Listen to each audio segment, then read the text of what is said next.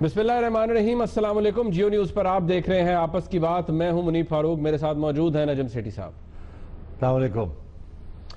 आज के प्रोग्राम में यकीनी तौर पर सियासत पर बात होगी, कुछ अहम इशूज़ के ऊपर। सुप्रीम कोर्ट के अंदर हेयरिंग जारी है। ऑल्दो आज मोअज़्ज़ज़ जज साहिबान ने बड़े वाज़ेह तौर पर यह कहा है कि मीडिया के अंदर बहुत एहतियात बरती जाए और उनके सवालों और ऑब्जर्वेशंस को बेस बनाकर उन पर तबसरे और बहस मुबाहिसा ना हो। लेकिन उन्होंने ये भी कहा कि हमने किसी पर कदगन नहीं लगाई, प्रोग्राम जरूर हो लेकिन हमारे ऑब्जर्वेशन और सवालों के ऊपर ना हो। दुरुस्त बात है, उसका एहतराम भी होना चाहिए। लेकिन सुप्रीम कोर्ट के बाहर क्या होता है, पार्टीज आकर क्या करती हैं, दोनों या तीनों, तो उस तरफ से भी देखना है कि वहां पर कितनी जिम्मेदारी बरती जाती है। उस पर बात होगी, आगे चलकर बात करेंगे। नेशनल अकाउंटेबिलिटी ब्यूरो, इस हवाले से बहुत सी रिजर्वेशन है सुप्रीम कोर्ट को। वॉलंटरी रिटर्न यानी कि रजा कराना वापसी जो पैसा है उसके ऊपर और प्ली बार्गेन के ऊपर बहुत से रिजर्वेशन आई हैं सुप्रीम कोर्ट की तरफ से। इसके ऊपर लिखा भी जा रहा है और ये भी कहा जा रहा है इनफैक्ट कि ये बड़ा करप्शन को एनहांस करने में या करप्शन को आगे बढ़ाने में ये मददगार साबित हो रहे हैं। चेयरमैन नैब प्ली बार्गेन को डिफेंड करते नजर आए, किस बेसिस के ऊपर, उस हवाले से भी बात करेंगे। आगे चल के बात ये करेंगे कि पाकिस्तान पीपल्स पार्टी ने डिसाइड तो कर लिया कि जनाब जरदारी साहब पार्लियामेंट में आ रहे हैं, लेकिन एतजाज एहसन साहब जो कि लीडर ऑफ द हाउस भी हैं सेनेट के अंदर, वो क्यों, जो in fact leader of the opposition है सेनेट के अंदर, वो क्यों अभी तक रिजर्वेशन है उनको, या वो अभी तक हैरान है कि जरदारी साहब कैसे पार्लियामेंट के अंदर आ रहे हैं। इस हवाले से बात होगी। लेकिन सबसे पहले सेठी साहब आज बात हो जाए जनाब सलमान साहब की। आज उनकी 6वीं बरसी है। आज से 6 साल कबल उनको दिन दिहाड़े इस्लामाबाद में कत्ल कर दिया गया था। आपका तो बड़ा देरीना ताल्लुक रहा, 6 साल गुजर गए हैं उस वाक़े को। क्या तासुरात हैं आपके? देखिए, मेरे दोस्त थे, बड़े मेहनती शख्स थे, कामयाब थे कारोबार में, और उन्होंने और मैंने मिलके एक अखबार भी निकाला था जो कि अब तक चल रहा है। मुझे तो जब भी मैं उनकी सोचता हूँ तो मुझे एक ही बात याद आती है कि हमेशा अक़लियतों के लिए और असूलों के लिए और इंसानियत के लिए हमेशा खड़े होते थे। मुझे याद है कि एक हमारा रसाला था, उसका नाम है संडे, तो वो फैशन का रसाला था। तो ये मुल्क से बाहर थे जब मुख्तार माई का केस हुआ, तो मुझे इटली से इनका फ़ोन आया कि संडे मैगज़ीन के ऊपर मुख्तार माई की तस्वीर लगाएं और उनको सपोर्ट करें। तो मैंने उनसे कहा आप फिक्र ना करें, हम कर रहे हैं, अखबार के अंदर कर रहे हैं, ये फैशन मैगज़ीन है, ये मिसअंडरस्टैंड ही ना हो जाए। मतलब ये जज्बा था कि औरतों के लिए, अक़लियतों के लिए। और तो मैं समझता हूँ the best way to honour Salman and his memory, we should stand up for those principles of humanity and इंसानियत for which he stood up and for which he paid for his life with his life. इससे बड़ा tribute नहीं हम उनको दे सकते। बड़ी खूबसूरत बात है। सलमान तासीर साहब को अल्लाह की रहमत करे। 6 साल पहले उनका कत्ल हुआ, लेकिन बड़ी दिलचस्प बात है सेठी साहब, हम यहाँ मुल्क में नेशनल एक्शन प्लान बनता है, उस पर बहस मुबाहिसे होते हैं। आज उस नेशनल एक्शन प्लान के कुछ टुकड़े मैंने देखे जो उसकी धज्जियाँ बिखेरते हुए लोग लाहौर के अंदर भी। ऑल्दो बड़ी हिम्मत है लाहौर पुलिस की, अफसरान की जो हेड करते हैं लाहौर पुलिस को, उन्होंने कंट्रोल तो किया उस मॉब को, लेकिन आप देखें ये तूफान बदतमीजी चलता रहता है और नेशनल एक्शन प्लान भी धरे का धरा रह जाता है। और अभी भी ऐसे अनासर के सामने हमारी रियासत, कहना नहीं चाहिए, कुछ हद तक मफलूज नजर आती है। आप सही कह रहे हैं, सही कह रहे हैं। मुझे ऐसे अनासरों ने मुझे बसंत करने से रोक दिया था जब मैं चीफ मिनिस्टर था पंजाब का। क्या कर सकते हैं। ज़बरदस्त बात है, कम से कम पुलिस को ज़रूर खैरात तहसीन पेश करना चाहिए क्योंकि ये लोग फोर फ्रंट पर होते हैं और दे टेक द ब्रंट। आगे चलते हैं सेठी साहब। आज आपको पता है मोअज़्ज़ज़ जज साहिबान ने, जनाब जस्टिस आसिफ सईद खोसा साहब ने बड़ा क्लियरली कहा है, बल्कि उन्होंने एक बात कही जो मैं दोहरा देता हूँ। उन्होंने कहा कि हमारे सवालात और ऑब्जर्वेशन पर मीडिया में ठा ठा की आवाज़ के साथ सुनाया जाता है, हम खुद भी डर जाते हैं। आप तो ठाठा नहीं कर रहे, तो आप भी उनके स्टेटमेंट को कोट कर रहे हैं। नहीं, मैं तो बता रहा हूँ कि उन्होंने किस बात पर एतराज किया है। उन्होंने एतराज किया है कि उन्होंने कहा ठाठा मत करो, आप भी मत करें। नहीं, हमने कभी ठाठा नहीं की, हमने कभी ठाठा नहीं की। वो हमारे कुछ दोस्त हैं जो करते हैं। आई थिंक सही कह रहे हैं, ये पहले दिन से कुछ रूल्स ले डाउन कर देने चाहिए थे। दिस इज ये बड़ी हाईली पोलिटिसाइज्ड ट्रायल है ये, और है भी सियासी ट्रायल, जिसमें जो पिटिशनर है उसको पता है कि उसके पास कोई सबूत नहीं है किसी किस्म का, और आपस में जब वो बैठते हैं तो कहते हैं हम तो इससे सिर्फ पॉलिटिकल माइलेज निकालना चाहते हैं, आगे भी इसी को चलाएंगे क्योंकि ये इलेक्शन के अंदर इसको एक बिल्डअप करना मोमेंटम कि ये इंसाफ का एक आगे मतलब क्या पार्लियामेंट में? हाँ, पार्लियामेंट में और अनटिल द नेक्स्ट इलेक्शन। तो उन्हें पता है कि उनके पास कोई केस नहीं है, मगर वो इसके ऊपर पूरा तवज्जो दे रहे हैं ताकि इसकी एक सियासी माइलेज मिले इसमें। तो मैं समझता था कि शायद जज हज़रात कोई रूल्स बनाएंगे इसकी रिपोर्टिंग के, किस तरीके से बात करनी है जजेस के कमेंट्स के ऊपर, नहीं करनी, क्योंकि सियासी ट्रायल है ना, लीगल ट्रायल नहीं है। लीगल ट्रायल के अंदर तो कभी भी इस किस्म की बातें नहीं होती थी। मुझे याद है ये पहली दफ़ा इस किस्म की बातें हुई थी जब नवाज शरीफ साहब को गुलाम इसाक खान साहब ने निकाला था, तो justice Naseem Hasan Shah chief justice थे, उनके आगे चैलेंज की गई थी पिटीशन, मियाँ साहब ने की थी। तो उसमें जस्टिस नसीम हसन शाह के जो दिन में हर रोज़ जो बयान देते थे during the course of the trial, वो हेडलाइंस बनती थी बाहर। उस वक्त मीडिया, इलेक्ट्रॉनिक मीडिया तो उतना नहीं था, इलेक्ट्रॉनिक मीडिया प्राइवेट मीडिया नहीं था, इन्हें 2-3 चैनल से सारे, उसमें तो पीटीवी ज्यादा सरकारी चैनल था ना, प्राइवेट चैनल, मगर अखबारों में बिल्कुल बड़ा चढ़ा के वो किया जाता था। तो ये भी उसी किस्म की ट्रायल है, ये सियासी ट्रायल, उसमें भी कोई एविडेंस प्रेजेंट की गई या नहीं की गई, तो सुप्रीम कोर्ट को मेरे हिसाब से तो इन्वॉल्व होना ही नहीं चाहिए सियासी ट्रायल्स के अंदर। बट और कॉन्स्टिट्यूशनल मैटर्स के ऊपर it should be a constitutional court rather than the sort of वे। तो खैर मिसाके जमहूरियत में कहा गया था ना कि कॉन्स्टिट्यूशनल कोर्ट बनाएंगे, लेकिन वो ख्वाब शर्मिंदा ताबीर ना हो अब ये आउटगोइंग चीफ जस्टिस ने इस केस को एक्सेप्ट किया और आया। मैं समझता हूँ कि इट वाज अ मिस्टेक, इसीलिए अब ये जो मुश्किलात आएंगी कि अगर वो एक के हक में फैसला देते हैं तो दूसरा कहेगा कि जज बायस थे, और अगर तो ये इट इज़ नॉट गुड। ऐसे केस लीगल केसेस और कॉर्पोरेट केसेस और कॉन्स्टिट्यूशन केसेस में ये चीज़ नहीं होती, इस किस्म की कंट्रोवर्सी नहीं होती कि जनाब बाहर आके लोग धज्जियाँ उड़ाएं दूसरे की और जजेस को आउट ऑफ कॉन्टेक्स्ट कोट करें और अपना पॉइंट प्रूव करने की कोशिश करें और प्रिडिक्ट भी करें कि ये पॉलिटिकल प्रेशर टैक्टिक्स है। कल आपने और हमने प्रोग्राम पूरा किया कि किस तरीके से इस वक्त सियासत हो रही है कोर्ट रूम के अंदर भी और कोर्ट रूम के बाहर भी, और अनफॉर्चुनेटली मैं समझता हूँ कि सुप्रीम कोर्ट के जजेस अपार्ट उनको बना लिया गया उसका हिस्सा, या उनको जबरदस्ती बीच में घसीटा गया। तो मेरा तो यही ख्याल है कि जजेस को कुछ रूल्स बनाने चाहिए रिपोर्टिंग के भी ऑन दिस केस, ताकि ये जो सियासत हो रही है इसके साथ केस की नोयत जो है वो ख़राब ना हो जाए। अच्छा, हम आज केस के अंदर क्या हुआ, केस कोई बहुत बड़ी अगर अनलेस कोई चीज़ सामने ना आए तो मेरा नहीं ख्याल उसके जो छोटे मोटे डिटेल्स जो हैं उनके अंदर जाना चाहिए। बहरहाल आज कुछ सवालात पूछे जिनका जवाब आ जाएगा मेरे ख्याल में, और क्योंकि अब डेली बेसिस पर, एक और बात है सेठी साहब के, डेली बेसिस पर हेयरिंग होगी, तो इट मीन्स कि शायद 5, 7, 8 या 10 हेयरिंग्स के बाद कुछ शक्ल भी निकल आए केस की, या कुछ पता लग जाए किस तरफ वो जाता हुआ नजर आ रहा है। एक चीज़ जिसको आज हाईलाइट करना चाहिए वो था कि सियासी पार्टीज बाहर आकर क्या करती हैं, हम सबसे पहले, क्योंकि इसके ऊपर एतराज़ किया गया, आज भी मौजूद जज साहबान ने कहा है कि आप अदालत के अहाते के अंदर एक तो ये प्रेस कॉन्फ्रेंस वाली जो एक्सरसाइज है ये ना करें, तो पार्टीज बाहर जाकर कर रही थी, लेकिन कुछ जो बातें की जा रही थी, सबसे पहले हम हुक्मरान जमात की तरफ से सुनते हैं क्या कह रहे थे दानियाल अजीज साहब और डॉक्टर तारिक फजल चौधरी साहब इस हवाले से, ज़रा देखिए।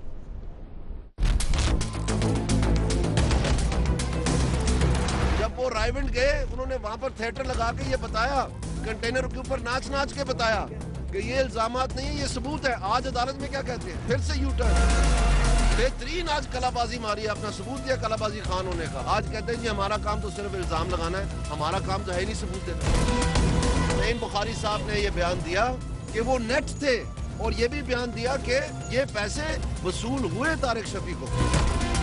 ये बिल्कुल बरक्स है, जबकि कल तक ये कह रहे थे कि ये पैसे आए ही नहीं, ये पैसे थे ही नहीं।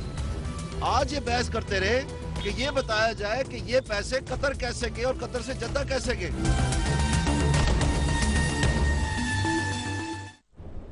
अब देखिए तारिक फजल चौधरी साहब, वो भी हुकूमत को रिप्रेजेंट करते हैं, वो क्या कह रहे थे, और कहा यह जा रहा था कि उस वक्त गालिबन अंदर प्रोसीडिंग्स हो रही थी जब वो शायद सुप्रीम कोर्ट के अहाते के अंदर मौजूद थे जब ये बात कर रहे थे।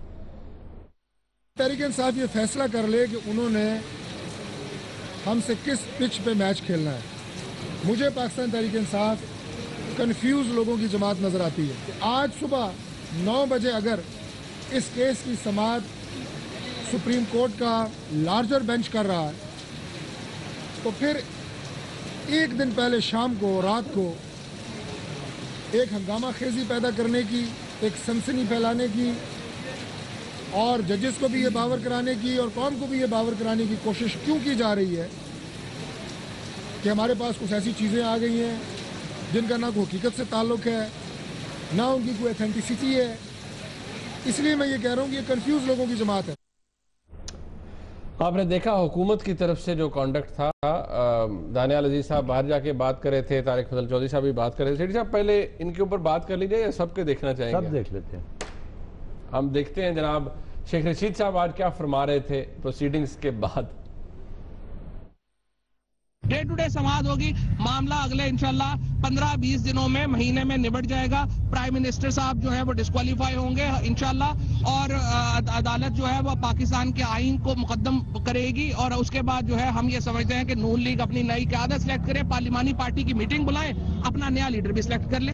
अदलिया पे पूरा यकीन है, बेंच पे पूरा एतमाद है और इंशाअल्लाह ताला उम्मीद है कि यहीं से सियासी ताबूत निकलेंगे।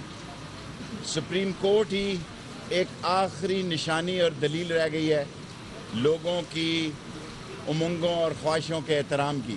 मौजूदा हुकूमत अपना मेयार और वकार खो चुकी है। बहुत कुछ सुन लिया मेरे ख्याल में। अच्छा सेठी साहब, माशाल्लाह सारे बयानात आ गए अब तो। इंटरेस्टिंग, गवर्नमेंट के लोग जो हैं वो ज़्यादा तवज्जो दे रहे थे कि ऑपोजिशन के जो बयानात हैं उसके ऊपर, तो वो ये कहते थे, फिर ये कहते हैं, फिर ये कहते हैं, ये कहते हैं, ये कहते हैं। मैंने ज़्यादा ये नहीं सुना कि जजेस ये कहते हैं, ये जजेस ये नहीं कहते। दूसरी तरफ तो एक साहब कह रहे हैं कि जी जजेस ये फैसला देंगे। हाँ, वो इंशाल्लाह कह रहे हैं। नहीं, इंशाल्लाह तो दूसरे साहब है ना। एक साहब कह रहे हैं कि जी 15 दिन में ख़त्म हो जाएगा और ये फैसला आएगा और ये हो जाएगा। वो कहते हैं प्राइम मिनिस्टर डिस्क्वालीफाई होंगे इंशाल्लाह और तो वो खुद ही शायद। और दूसरी तरफ शेख साहब जो हैं वो तो सियासी ताबूत जनाजा निकाल रहे हैं सुप्रीम कोर्ट से। हाँ, सियासी जनाजा, सियासी ताबूत निकाल। तो मतलब है ऑलरेडी उन्होंने इन दोनों हजरात से तो फैसला कर लिया है कि ये ही जजमेंट आएगी और अगर ये ना आई तो फिर इंसाफ का तकाजा जो है वो प्रॉब्लमेटिक हो जाएगा। देखिए, बड़े अफसोस की बात है। सियासी बयान देना एक सियासी फील्ड में तो ठीक है, मगर हर रोज़ ये इस किस्म की प्रेस कॉन्फ्रेंसेस करके नंबर लगाने और जजेस को इन्वॉल्व कर देना उसमें, आप ज़रूर कहें एक दूसरे के बारे में कि जी उन्होंने ये कहा और उसमें ये खामी थी और ये था, वो आप कह सकते हैं। हम भी कहते हैं कि जी कमेंट करते हैं कि जी वो मौक़िफ़ फलाने का क्या है, फलाने का क्या है। हालांकि हमें भी नहीं करना चाहिए, because at the end of the day यही तो चीज़ है ना कि सुप्रीम कोर्ट ने, जजेस ने अपना फैसला करना है, अपना देखना है कि फलाना क्या कह रहा है, फलाना क्या नहीं कह रहा। हमें उन्होंने कहते हैं उन्होंने मूछ नहीं सानू पाने चाहिए कि जी ए कहो या ये सुनो। अलबत्ता हमें इंडिपेंडेंट कमेंट्री करनी चाहिए, किस तरीके से ट्रायल चल रही है, किस तरीके से नहीं चल रही, जल्दी होनी चाहिए, नहीं होनी चाहिए, कौन से सवाल हैं जो रह गए हैं, and so on and so fourth. But honestly मैं पहले भी ये कह रहा हूँ, मैं फिर कहूँगा कि अगर तो सुप्रीम कोर्ट के इस बेंच ने कोई फर्म रूल्स ना ले डाउन किए of contempt of court and तो ये बहुत प्रेशर में आ जाएंगे और ये माने या ना माने खुद कहते रहें कि जी हम बड़े आज़ाद हैं।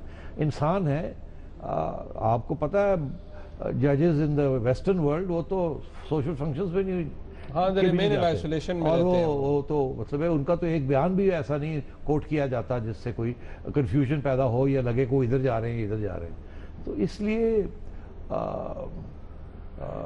सियासी जमातें तो सियासत करेंगी, सुप्रीम कोर्ट के अंदर सियासत नहीं होनी चाहिए। सुप्रीम कोर्ट के जजेस की जो स्टेटमेंट्स हैं उनको हाईलाइट नहीं करना चाहिए, बिकॉज स्टेटमेंट्स तो इंक्वायरी के तौर पे होते हैं, उससे ये मतलब नहीं होता कि वो इधर जा रहे हैं या इधर जा रहे हैं। वो तो सिर्फ जैसे मैंने कल कहा था कि उनका मकसद ये होता है कि इंफॉर्मेशन लेना अपने लिए अच्छा एक जजमेंट फॉर्म करने के लिए, ये नहीं कि ये उनकी सोच का इजहार होता है। सोच तो बाद में जाके बनती है, जब सारे सबूत या कोई कुछ सामने आ जाता है तो उसको फिर वजन उसको तोला जाता है। और ये जो जजेस के रिमार्क्स को इस तरीके से लिखना जैसे कि फलाना जज जो है वो तो उसका तो ये ख्याल है और वो ये कर देगा और प्रिडिक्ट किया जाए ये होगा वो होगा, ये गलत बात है। आज उन्होंने जजेस ने यही कहा है ना कि हमारे जो सवालात हैं या ऑब्जर्वेशन वो हम किसी नुक्ते पर पहुंचने के लिए, क्लैरिटी के लिए पूछते हैं, तो उसे हमारे ज़हन से ताबीर ना दी जाए। यही है। तो मेरा ख्याल है मीडिया के ऊपर भी कुछ उन्हें भी हदायत होनी चाहिए, करनी चाहिए सुप्रीम कोर्ट को। मीडिया को हदायत होनी चाहिए, मीडिया को रोकना चाहिए। अच्छा सेठी साहब, अब इसके हवाले से, क्योंकि मैं नहीं चाहूँगा कि इसके अंदर बहुत जो डिटेल या सवाल हैं उन पर बात की जाए, क्योंकि मौजूद जज साहबान ने हमें मना भी किया है। हम अगले इशू की तरफ चलते हैं। उस पर हमारे पास एक रिपोर्ट भी है जो कंसर्न रहा है सुप्रीम कोर्ट का ये अगेन, वो रहा है नैब के कवानीन के हवाले से, ख़ास तौर पर जो रजा कराना तौर पर पैसे वापस किए जाते हैं, प्ली बार्गेन का जो एक पूरा कॉन्सेप्ट है उस हवाले से। पहले ये रिपोर्ट देखते हैं और जब रिपोर्ट देख के वापस आएंगे तो उस पर ज़रा डिटेल से बात करते हैं कि जो कॉन्सेप्ट है जो प्ली बार्गेन का या वॉलंटरी रिटर्न का, वो दुरुस्त है और दूसरे मुल्कों के अंदर इसको किस तरह से एक्सरसाइज किया जाता है। ये पहले रिपोर्ट देख लीजिए।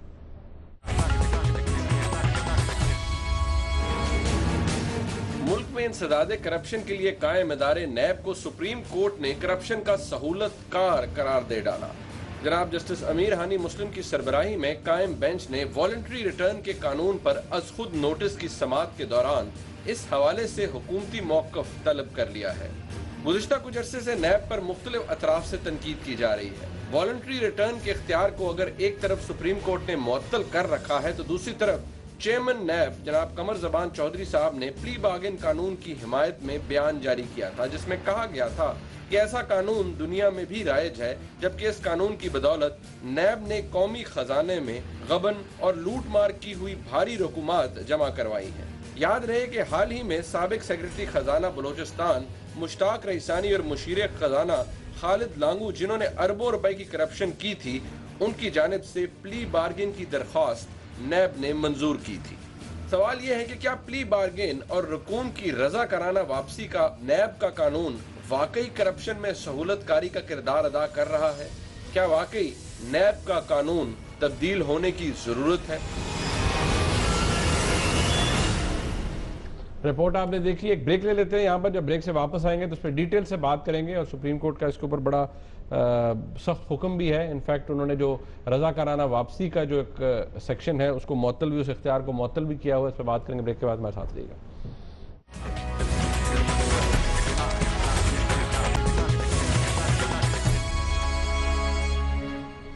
ब्रेक पे जाने से पहले आपने रिपोर्ट देखी, अभी हम बात करेंगे नैब के कवानीन के हवाले से, खास तौर पर रजा कराना वापसी, प्ली बार्गेन, ये कॉन्सेप्ट दुरुस्त है नहीं है, इस पर बात होगी। आगे चलकर बात होगी सियासत के ऊपर भी, पीपल्स पार्टी के ऊपर बात करेंगे, एतजाज हसन साहब हैरान क्यों हैं। लेकिन पहले सेठी साहब, नैब का कानून, अब 1999 में आपको पता है नैब का सारा ऑर्डिनेंस में 1999 का है, उसके बाद लातादाद उसके बाद मामलात रहे, हुकूमतें भी 2-3 तब्दील हुई, कानून अभी तक वही है। अब सुप्रीम कोर्ट ये उनका फैसला है और उनका ये कहना है कि ये जो एक्सरसाइज है रजाकाराना वापसी की, और किसी ने अगर 1 लाख की करप्शन की है तो वो लाख रुपया वापस करे सरकारी, फिर वो दोबारा अपनी नौकरी रिज्यूम कर ले। वो कहते हैं इससे करप्शन बढ़ रही है। उनके लोगों को ये पता है कि ठीक है, अगर हम पकड़े गए तो पैसे वापस कर देंगे और हमारी नौकरी चलती रहेगी। देखिए, जब ये कानून बना था तो हमें याद रखना चाहिए कि जनरल मुशर्रफ के ज़माने में ये बना था, और जनरल मुशर्रफ को तो सियासतदानों से कोई ख़ास प्यार नहीं था, तो ये नहीं कहा जा सकता कि ये ऐसे कानून बनाया गया था कि सियासतदानों को छूट मिल जाए किसी किस्म। तो इसका मतलब है कोई वजूहत थी जिसकी वजह से ये वॉलंटरी रिटर्न और प्ली बार्गेन का जिक्र आया और उसके लिए कोई रूल्स बने। मेरा ख्याल है सबसे अहम वजह ये थी कि हमारे यहाँ अदालतों के अंदर कन्विक्शन रेट जो है प्रोसिक्यूशन का वो बहुत लो है, one of the lowest in the world. यहाँ तो एक डेफेमेशन केस जो कि 7 दिन में ख़त्म होना चाहिए, उसके 10-10 साल लग जाते हैं, और वकला जो है वो 100 केसेस पकड़ लेते हैं और किसी की तैयारी, जिसकी तैयारी ना हो उसकी वो एडजर्नमेंट्स लेते रहते हैं। ये आप वकील हैं, आपको पता है। और जजेस बड़े खुली छुट्टी दी हुई होती। तो मैं समझता हूँ कि अगर इस किस्म की हमारे कानून और जजेस और वकला में खामियां ना होती तो इस किस्म के कानून की ज़रूरत ही नहीं थी। मगर इसके अलावा आपकी प्रोसिक्यूशन बड़ी कमज़ोर है। क्योंकि वो सेपरेट ब्रांच नहीं है, वो पुलिस के वाले ही किया हुआ है और पुलिस में कोई इंसेंटिव नहीं है प्रोसिक्यूट कर, ना ही तालीम है, ना ही उस किस्म के लॉयर्स हैं जिनको वो फीस दे के और अच्छी डिफेंस या अच्छी प्रोसिक्यूशन की जाए। तो ये एक पूरा सिस्टम जो है ना वो अंदर से खोखला है। इस सिचुएशन में क्या कैसे करप्ट लोगों को कैसे पकड़ा जाए? मतलब इसमें तो प्रोसिक्यूशन नैब करेगा ना? हाँ, नैब करेगा ना, मगर नैब के भी प्रोसिक्यूटर्स जो है ना वो भी बड़े कमज़ोर हैं, क्योंकि eight the end of the day due process इतना सख्त है कानून का, ट्रायल कोर्ट का, कि आप 90% लोग जो हैं जिनको अभी प्ली बारगेन में छोड़ दिया गया है, अगर वो ना किया होता तो वो उन्होंने 2-3-4 साल जेल में तो रहना था, बिकॉज वो कानून है। बेल तो उसको डिनाई हो जाती है, बेल तो उसके बगैर भी कई दफा मिल जाती है, बेल तो और मगर उनकी कन्विक्शन नहीं होनी थी, बिकॉज वो ड्यू प्रोसेस और जिस किस्म के सबूत की जरूरत है वो ये कलेक्ट ही ना कर पाते, या लंबे ट्रायल्स होते और कलेक्शन ना होती। तो इसलिए ये सोचा गया था कि हमारे सिस्टम के अंदर खामियां हैं, मगर अब उनको रातों रात तो ठीक नहीं कर सकते। कम से कम ये तो हो कि लोगों को पकड़ा जाए, धमकी दी जाए, जेलों में रखा जाए, उनको आसानी से बेल ना मिले, ये एट दैट स्टेज प्रेशर डाला जाए और फिर जितने पैसे निकलवा सकते हैं इनसे निकाले जाएं, ताकि अगर ट्रायल करनी है तो हमारे भी करोड़ों रुपए लग जाएंगे वकीलों के ऊपर, और अगर आगे जाके कन्विक्शन भी ना हुई तो क्या होगा? तो सारा नैब का जो ढांचा है वो उड़ जाएगा। तो इसलिए ये बनाया गया था। इसमें तो ये सिर्फ पाकिस्तान में नहीं है, ऐसे यूएसए में भी आप देख लें, आप तो खुद वकील हैं, maybe you can tell us कि ये प्ली बार्गेन जो है ये तो हर जगह पे होती है। जब वहां पर तो अगर देखा जाए तो प्ली बार्गेन क्रिमिनल ट्रायल्स के अंदर भी होती है, क्रिमिनल ट्रायल्स के अंदर सिर्फ करप्शन में नहीं, क्रिमिनल ट्रायल्स के अंदर भी होती है कि आप ये बात मान लें, कम जुर्म बड़ा जुर्म, क्योंकि उनको पता होता है अभी प्रूव नहीं कर सकेंगे। Trade in for a lesser दोनों को पता होता है कि जी मर्डर हुआ है, दोनों को पता होता है प्री मेडिटेटेड मर्डर है, प्रोसिक्यूशन को भी और डिफेंस को भी। तो आपस में बैठते हैं, कहते हैं ठीक है आप ऐसे करें, आप इनको हम छोटी सजा दे देते हैं, प्री मेडिटेटेड मर्डर से लेके एक्सीडेंटल मर्डर या इस किस्म की कुछ चीज़ कर देते हैं, ताकि अगर 14 साल सजा मिलने से 7 तो मिले और ट्रायल जो है वो खत्म हो जाए यहीं, नहीं तो केस कंक्लूड हो जाए। तो जहां प्रूफ देना मुश्किल होता है वहां ये फिर एक सहूलत होती है कि आप प्रेशर डाल के और सेटलमेंट कर लें। फाइनेंशियल क्राइम्स के अंदर तो अब दुनिया में, मैं रिसेंटली पढ़ रहा था कि अर्जेंटीना के अंदर भी अभी एक कॉन्सेप्ट है कि वो बड़े एक्टिवली इसको कर रहे हैं। इंडिया के अंदर, भारत के अंदर प्ली बार्गेन के कॉन्सेप्ट के ऊपर बड़ी बहस रही है। लॉ कमीशन कहता था कि इसको करना चाहिए, कोर्ट्स रिलक्टेंट थी, बट इवेंचुअली फिर कोर्ट्स ने इनको किसी हद तक इंट्रोड्यूस करना पड़ा। अच्छा, तो यहां तक तो मैं इत्तेफाक नहीं करता कि ये ऐसा कानून नहीं होना चाहिए। प्ली बार्गेन बिल्कुल होनी चाहिए, ये एक साउंड प्रिंसिपल है और इसकी वजूहत है। आइए आप वॉलंटरी रिटर्न, अब ये उससे एक स्टेप पहले है। यहां मैं समझता हूं कि जो सुप्रीम कोर्ट की जो ऑब्जर्वेशन है वो सही है कि वॉलंटरी, जब एक शख्स है आप उस पर इल्ज़ाम लगाते हैं और आप कहते हैं ये हमारे पास सबूत है, हालांकि शायद मुश्किल से सबूत मिले, उसको भी पता है कि यार ये जेल में तो मुझे 4 साल गुजारने पड़ेंगे ना, चलो करोड़ रुपया देना है, मैंने 1.5 करोड़ कमाया था करप्शन से, मैं 1 करोड़ दे देता हूँ वॉलंटरी और फारग हो जाता हूँ और फिर नौकरी जो है मुलाजमत फिर वापस चला जाता हूँ। मैं समझता हूँ इसमें ये खामी है कि जो प्ली बार्गेन के साथ जो रूल्स हैं वही वॉलंटरी रिटर्न के साथ होने चाहिए। फ़र्क ये कि वॉलंटरी रिटर्न में प्ली बार्गेन में तो जब आपकी छुट्टी होती है तो आप वापस नहीं जा सकते। हाँ, नहीं वापस नहीं जा सकते। आप प्ली बार्गेन में अगर आप डायरेक्टर हैं किसी चीज़ के तो प्ली बार्गेन में आपने पैसे दे दिए तो फिर आप उस पोस्ट पे नहीं जा सकते, आप फारग हो गए तो उस मुलाजमत से, यू आर आउटस्टेड। तो विद मीनिंग कि आपके ऊपर क्रिमिनल स्टैंप लग जाती है। ये तो प्ली बार्गेन और ये बिल्कुल सही है। वॉलंटरी जो रिटर्न है मेरा ख्याल है इसको बिल्कुल ही ख़त्म कर देना चाहिए। वॉलंटरी रिटर्न को भी प्ली बार्गेन ही समझना चाहिए और वो प्ली बार्गेन के अंदर अगर वो बिल्कुल जायज़ है और उसके बाद जब वो उनको छूट मिलती है तो उनको वापस अपने ओहदे पे नहीं जाना चाहिए, वो बैन हो जाना चाहिए और उनके ऊपर मोहर लग जानी चाहिए ऑफ क्रिमिनल, जो प्ली बार्गेन में होता है। ये बेहतर है। वॉलंटरी रिटर्न जो है वो समझें आप कि वो बहुत जल्दी सेटलमेंट हो जाती है और वो जल्दी सेटलमेंट इसीलिए होती है क्योंकि वो नैब जो है केस पूरा तैयार नहीं करती, लॉन्च नहीं करती। प्ली बार्गेन तो स्टेज पे होती है जबकि आपने उनको ऑलरेडी अदालत में ले गए, फिर आपको प्ली बार्गेन के जो रिजल्ट्स हैं वो अदालत के पास ले जाने पड़ते हैं। तो वॉलंटरी रिटर्न तो केस दर्ज आगे जाने से पहले ही हो जाती है।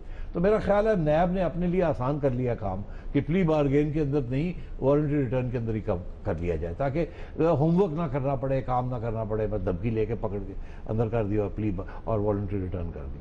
तो इसलिए इस कानून के ऊपर सोच की ज़रूरत है।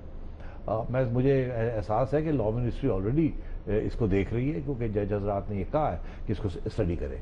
जो वॉलंटरी रिटर्न है वो तो उन्होंने बैन कर दिया, उन्होंने कहा ये है ही नहीं, ये गलत तो रोक दिया। लेकिन एक इसके पीछे जो एक ह्यूमन एलिमेंट है, इंसानी एलिमेंट, ये भी हो सकता है कि कहा यह जाता है कि खास परसेंटेज मिलती है नैब के एहलकारों को या इन्वेस्टिगेटिंग ऑफिसर्स को या फॉर दैट मैटर प्रोसिक्यूटर्स को, जो प्ली बार्गेन के लिए किसी को राजी करते हैं या प्ली बार्गेन होता है। अब ये तो नैब भी क्लियर कर सकती है कि वाकई ऐसा है या नहीं, लेकिन ये तासुब जरूर है। जितने पैसे आते हैं हम कुछ नहीं अपने लिए रखते, हम दे देते हैं आगे उसी डिपार्टमेंट को जिसकी चोरी हुई है। ये कहना उनका, ये चेयरमैन का, उनके चेयरमैन का बयान है, चॉइस आपका।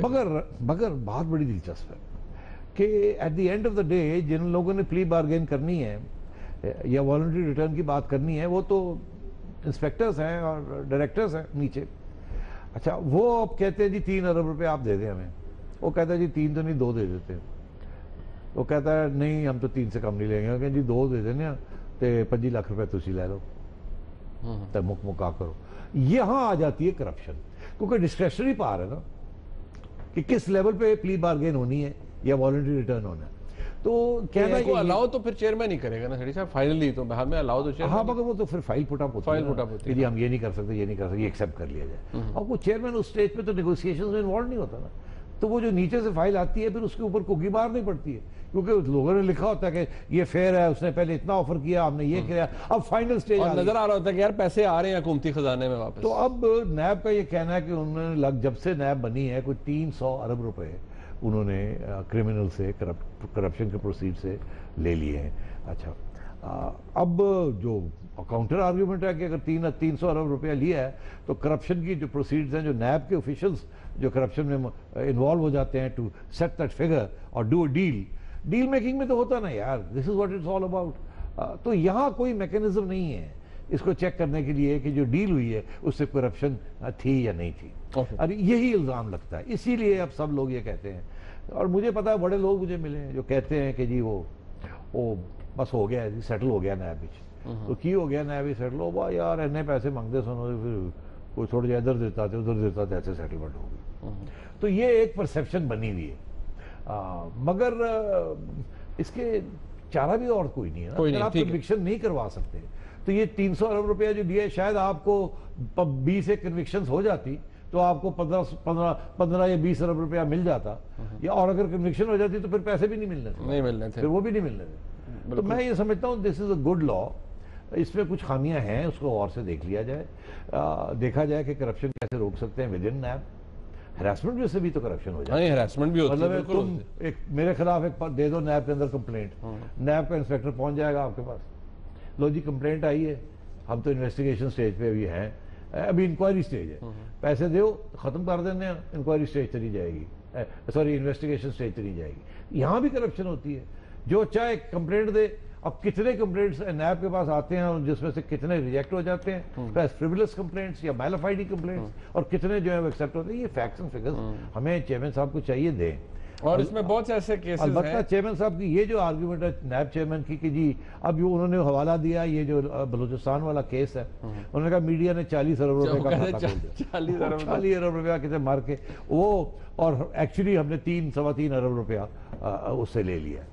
अच्छा, इसमें कुछ थोड़ी सी शायद इनसे भी गलती होगी। एक दिन इन्होंने कहा, not chairman but NAB spokesman की तरफ से ये हुआ कि 2 अरब रुपया सेटलमेंट हुई है, अब कहा जा रहा है 3 अरब हो गया। ठीक है, वो ये चीजें भी जो है ना, इससे भी कंफ्यूजन होती है। कम से कम इस कानून को रिव्यू करने की जरूरत है, और रिव्यू करने की जरूरत है। कोर्ट ने भी इसके ऊपर कॉग्निजेंस ली हुई है इस मैटर की। एक ब्रेक के बाद जब हम वापस आएंगे तो बात होगी सियासत की। क्यों हैरान है जनाब एहतजाज एहसन साहब के जरदारी साहब पार्लियामेंट के अंदर आ रहे हैं, एक उन्होंने इंटरव्यू दिया, उसके क्लिप्स भी आपको दिखाएंगे, उस पर बात करेंगे ब्रेक के बाद। हमारे साथ रहिएगा।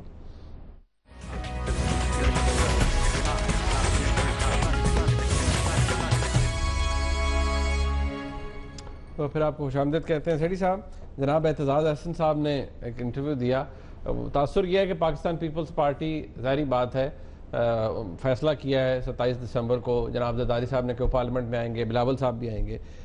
एहतजाज एहसन साहब क्या कोई गर्मजोशी से उनका इस्तकबाल करेंगे या नहीं, या क्या होगा, वो कितने कन्विंस नज़र आते हैं? उन्होंने एक इंटरव्यू दिया काशिफ वासी साहब को, ज़रा क्लिप्स देखिए। जरदारी साहब के आने से अब नुकसान होता है या फ़ायदा होता है, this is something that has happened. कई समझ रहे हैं कि उससे टेम्पो डाउन हो गया। पंजाब में हमने की एक जो रीअवेकनिंग चाह रहे थे जाले की और वर्कर की, और लोगों में बिलावल, चेयरमैन बिलावल के शक्ल में एक निशातुस्सानिया, ए रेनेसांस ऑफ द पार्टी, वो तो अब मेरा ख्याल है कि कुछ पीछे चली जाएगी। There will be a different kind of politics which may be successful or not successful। चूंकि उन्होंने मशवरा नहीं किया, उसका मेरे साथ तो मशवरा नहीं किया, और मेरे बहुत सारे साथियों के साथ मशवरा नहीं किया, तो इसलिए वी हैव टू सी। एतजाज खुश नहीं है। मैं वही सवाल पूछ रहा हूँ कि एतजाज एहसन साहब, अब ये कोई 3rd tier, 4th tier, 5th tier के लीडर की बात नहीं हो रही, एतजाज एहसन साहब की बात हो रही है। सेनेट के अंदर वो is the leader of the opposition, और पीपल्स पार्टी की बड़ी तादाद है, खुद सेनेटर हैं, बड़ा कदावर शख्सियत हैं। वो क्यों खुश नहीं है जरदारी साहब के पार्लियामेंट के अंदर आने से? देखिए, अगर तो हकीकत बयान की जाए तो बात यह है कि हकीकत ही बयान होनी चाहिए ना। हाँ, कुछ थोड़ा सा परेशानी भी है क्योंकि मेरे दोस्त हैं एतजाज साहब। फिर क्या, फिर तो परेशानी होनी नहीं चाहिए। हाँ, मगर कभी कभी बातें कड़वी लगती हैं ना, तो इसलिए मुझे ज़रा सोच के बात करनी पड़ेगी, एहतराम करना पड़ेगा। एतजाज साहब अपने बारे में उनके, वो समझते हैं कि he is a big leader, और वो समझते हैं कि पीपल्स पार्टी की लीडरशिप उनके पास होनी चाहिए। ये मेरा तज्जिया है। ये नहीं कि उन्होंने मुझे आया कि यार सेठी मैं ले चलानी पीपल पार्टी, नहीं। दिस इज़ माई असेसमेंट कि एतजाज थिंक्स के उनसे ज़्यादा काबिल और प्रिंसिपल्ड और बाशऊर इंसान जो है पीपल्स पार्टी में कोई नहीं है। वो एक वक्त था कि वो समझते थे कि अगर मोहतरमा वापस ना आए तो पीपल्स पार्टी की क़यादत इनके पास आएगी, क्योंकि जरदारी साहब भी बाहर थे, बिलावल वॉज नॉट इंटरेस्टेड, मोहतरमा का ये था आएँ या ना आएँ, तो Peoples Party needed a leader of stature. और इसमें तो कोई शक नहीं है कि एतजाज साहब का एक स्टैचर है, वजारतें भी रखी हैं, मोहतरमा के एक ज़माने में बहुत करीब थे, बहुत कामयाब वकील हैं, कामयाब भी वकील भी हैं, तो वो तो सारी बातें अपनी जगह। मगर एक स्टेज ऐसी आई कि मेरा ख्याल है कि क्योंकि जो मैं करीब रहा हूँ जरदारी साहब के भी और मोहतरमा के भी और एतजाज के भी, तो मुझे शक पड़ता है कि एक स्टेज ऐसी आई थी कि जरदारी साहब और मोहतरमा एक तरफ और एतजाज दूसरी तरफ एक दूसरे के बारे में कुछ एतमाद खो चुके थे, कुछ दुख थे, एक कंप्लेंट्स थे एक दूसरे के बारे में। पब्लिक में जिक्र नहीं करते थे, प्राइवेट में जिक्र होता था। तो मगर एतजाज को डिच नहीं किया जा सकता, पीपल्स पार्टी कांट डिच एतजाज। ये भुट्टो साहब के ज़माने की रूह है एक। तो अब मैं समझता हूँ कि कुछ फ्रस्ट्रेशन आ रही है कि पहले मोहतरमा बाहर थी तो इनके ऊपर काफ़ी जिम्मेदारी थी, फोकस इनके ऊपर था, फिर वो आ गए और जरदारी साहब भी आ गए वन बाय वन, तो एतजाज का जो इम्पोर्टेंस है इन द पार्टी वो डिमिनिश हो रहा है। अब जरदारी साहब जब आ जाएंगे तो आप सोचिएगा कि बहुत कम मौका मिलेगा एतजाज को बोलने का, और अगर वो बोलेंगे भी तो जरदारी साहब के सामने उनकी अपोजिशन नहीं कर सकते। वो जरदारी साहब अगर एक बात कहेंगे तो एतजाज दूसरी बात नहीं कर सकेंगे, तो अगर करेंगे तो फिर और टेंशन होगी। इसलिए मैं समझता हूँ कि ही इज़ अनहैप्पी। उनका ख्याल था कि ठीक है बिलावल आएगा, बिलावल के करीब होके जो बातें मैं उनके वालिद को नहीं समझा सका, उनकी वालदा को से इख्तलाफ था, शायद ये नौजवान है, इसको शायद एक और तरीका इसको समझ आ जाए जो बात, और इनकी अहमियत बढ़ जाए। मगर ऐसे नहीं हुआ। पहले आपने देखा जरदारी साहब ने अहमियत बढ़ाई, किसकी? एतजाज की नहीं बढ़ाई, खुर्शीद शाह साहब की बढ़ाई। मगर फिर क्योंकि सेनेट के अंदर ही वॉज आउटस्टैंडिंग और तो कुछ मतलब ओहदा वोहदा देना पड़ा। तो बट जो कह रहे हैं एतजाज साहब, ही इज बेसिकली सेइंग ना मुझे कंसल्ट किया है। नहीं, बट वो कह रहे हैं कि मुझे मतलब लग ये रहा है कि वो खुश इसलिए नहीं कि उनको लग रहा है कि जो बिलावल साहब करना चाह रहे थे वो अब नहीं कर पाएंगे। अब ये किसको क्या पता बिलावल साहब क्या करना चाह रहे थे, शायद एतजाज साहब को भी नहीं पता। अलबत्ता क्योंकि मेरा ये ख्याल है कि बिलावल एक हद तक अपनी बात करते हैं, कुछ हद तक पार्टी की बात जो है वो जरदारी साहब की हदायत के ऊपर करते हैं। वक्त खत्म हो गया, हाँ या ना में जवाब दीजिएगा। क्या ये भी वजह हो सकती है कि जरदारी साहब, एतजाज साहब, ये जो पैनामा वाला मामला इशू है इसके ऊपर वो एक अपनी डगर पे चलते थे और कुछ ऐसे ही है ना, एतजाज साहब ने अपनी आवाज़ बुलंद की as an independent, literally as an independent, not necessarily as a PPP leader on Panama issue. ठीक, आज का प्रोग्राम आपने देखा, इंशाल्लाह अगले हफ्ते फिर मुलाकात होगी। देखने का बहुत शुक्रिया, खुदा हाफिज़।